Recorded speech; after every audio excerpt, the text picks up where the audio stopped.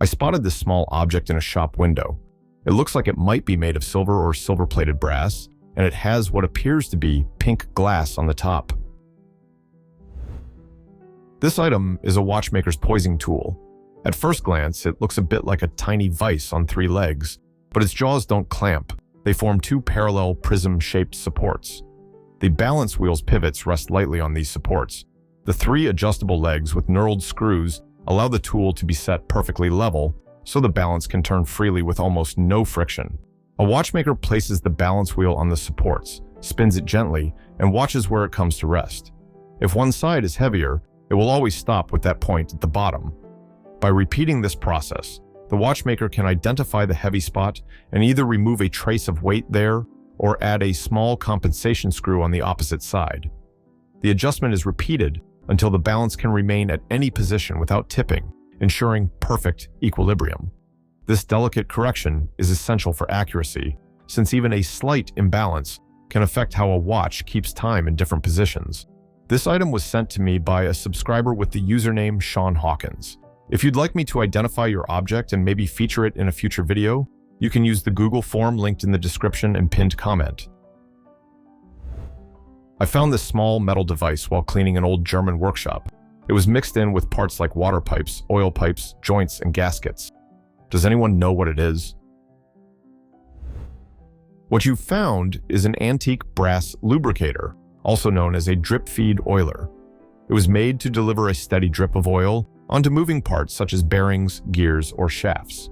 The letters stamped on it indicate that it was patented in France under an old system where patents were officially recognized, but the government did not guarantee their performance. These oilers first appeared in the 19th century during the rise of steam power and heavy industry.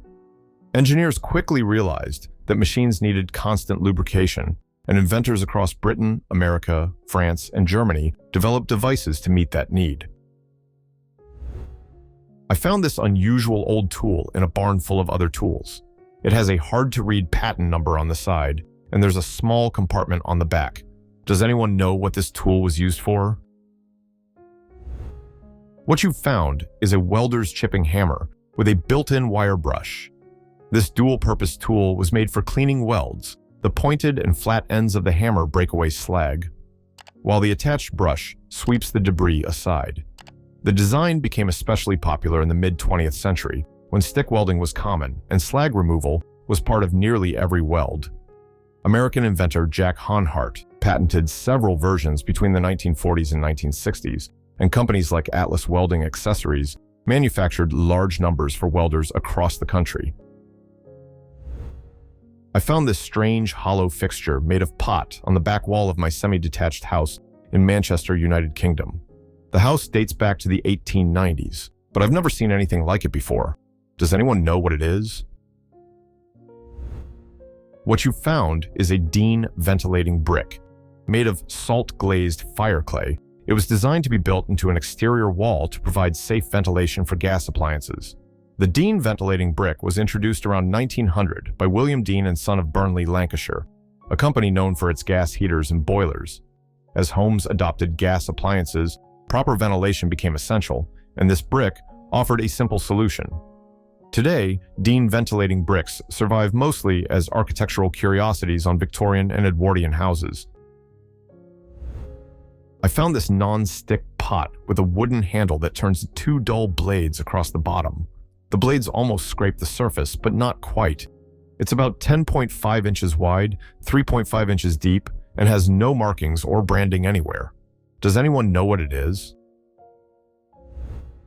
What you found is a nut roasting pan, a stovetop tool made to roast peanuts, almonds, chestnuts, or other nuts evenly without burning. The wooden handle turns 2 internal blades that stir the nuts as they heat, keeping them moving so the oils and sugars don't scorch. This design goes back to the 19th century, when inventors began adapting coffee roasting pans for nuts.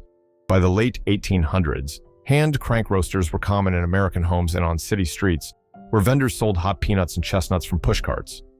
In the 1890s, companies like Joseph Lambert's produced home nut roasters for health enthusiasts, while Charles Creeders transformed the trade with his automated steam-powered peanut roaster, first demonstrated at the 1893 World's Columbian Exposition in Chicago. I found this strange plug-in device with two small units that look like sensors. Each has what seems to be a tiny LED inside and a 3M adhesive pad on the back. Does anyone know what this is? What you found is an infrared blaster. It's a small device that sends out infrared light signals, just like a TV remote, to control other electronics. The LED modules with 3M adhesive are designed to stick over the IR sensor on your devices, while the cable and plug connect to a controller such as a digital video recorder, media hub, or smart remote. Infrared blasters became popular in the 1980s and 1990s when people wanted to hide cable boxes or video cassette recorders inside cabinets, but still be able to control them. I found these small metal implements in an old writing desk. Each is about the size of a palm. One of them has a lever that clips into place but can easily rotate. They may or may not belong together, but they look related. Does anyone know what these are? What you found are the components of a straight key, the most common and recognizable style of Morse telegraph key. A straight key is a simple lever with a knob on top that, when pressed, completes an electrical circuit and sends a pulse of current. This design, first introduced in the mid-19th century, became the standard for railroads, post offices, and military stations around the world. American straight keys usually had flat-top knobs and narrow bars, while European versions often featured rounded knobs and thicker levers. Straight keys were reliable and simple, but the constant up and down motion caused fatigue and even repetitive strain injuries, which telegraphers called glass arm. To address this, alternative key designs were developed. Sideswipers, or cootie keys, moved side to side, using different muscles and creating a distinctive rhythm. Later came semi-automatic keys, known as bugs, introduced in the early 20th century. These used a mechanical pendulum to produce rapid, evenly spaced dots, while the operator formed the dashes by hand. I found this strange metal tool among my grandfather's things. All I know is that it was made and used in the USSR. Does anyone know what it is? What you found is a plow plane used to cut narrow, straight slots parallel to a board's edge. This style matches the record number 043 pattern. You fit a narrow cutter and push the plane along the wood. The blade carves out a clean, precise channel. The design has deep roots, but the metal twin rod pattern became standard in the 20th century. In Britain, Record introduced the number 043 in the 1930s, and similar planes were later produced elsewhere, including in the USSR, where factories manufactured a near clone. I found this glass bottle near Prince's Risborough in Buckinghamshire, United Kingdom. What was it used for? What you found is a torpedo bottle, also called a Hamilton bottle. This unusual design was first introduced in the early 19th century to hold carbonated drinks like soda water, ginger ale, or lemonade. Its rounded bottom was deliberate. The bottle could not stand upright, forcing it to be stored on its side. That way, the liquid always kept the cork wet, swollen, and airtight, which was the only way to preserve the fizz before modern caps were invented. The glass was made thick to withstand the pressure inside and the demands of shipping, and millions of these bottles were used by companies such as Schweppes across Britain, Europe, and North America. I noticed this big indent on a plastic milk jug. At first, I thought it was for grip, but the jug already has a handle. What you found is called an expansion dimple or vacuum panel. It allows the thin plastic wall of a milk jug to flex when the liquid inside expands, contracts, or comes under pressure, while also helping the container stay rigid when stacked or carried.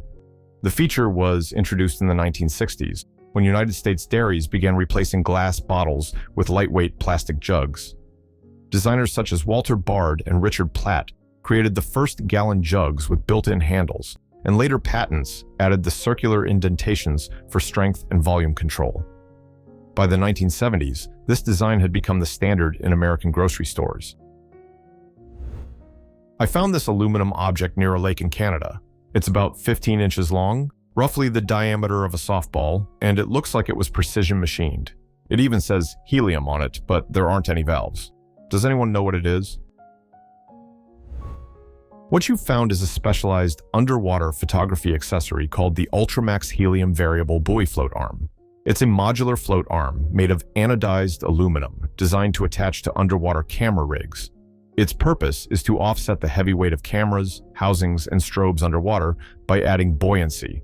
By adjusting its segments, divers can fine-tune how much lift the arm provides, making the entire setup close to neutrally buoyant, so it feels almost weightless during a dive.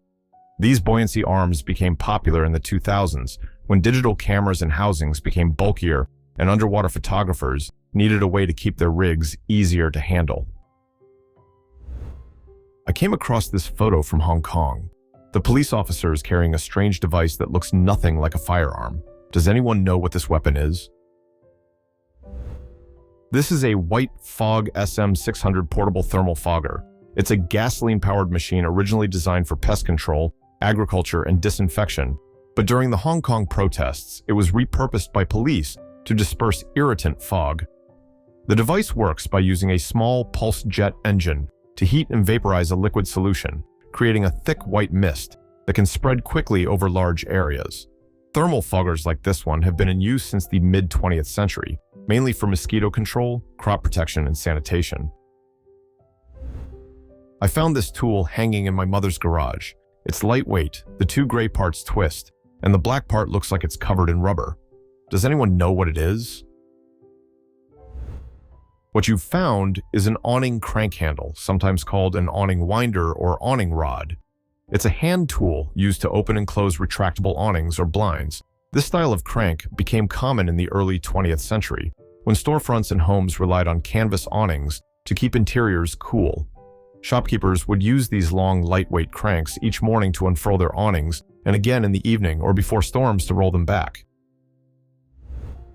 I found this small metal tool on the side of the road. What is this used for? What you've found is a bicycle chain breaker, a small screw press designed to separate and reconnect bike chains. To use it, the chain is placed inside the tool so the link lines up with the driving pin. Turning the wing screw pushes the pin out of the link, allowing the chain to come apart. Once the repair or adjustment is done, the same tool is used to press the pin back in, fastening the chain securely. In the last video, I asked you to guess what this strange glass object might be used for. Everyone had great guesses, and many of you got it right. This item is a glass pestle, often used for grinding pigments and mixing oil paint. Thank you to everyone who participated and shared your guesses. A special shout out to Sean Hawkins for being the first to correctly identify it. This is the third time he's been the first to get it right. Alright, it's time for another mystery item. Take a look at this unusual metal object found buried in a garden. What do you think it could be? Leave your guesses in the comments and I'll reveal the answer in the next video. Thank you for watching. If you enjoyed the video, please like and subscribe. Your support motivates me to create more videos. See you next time.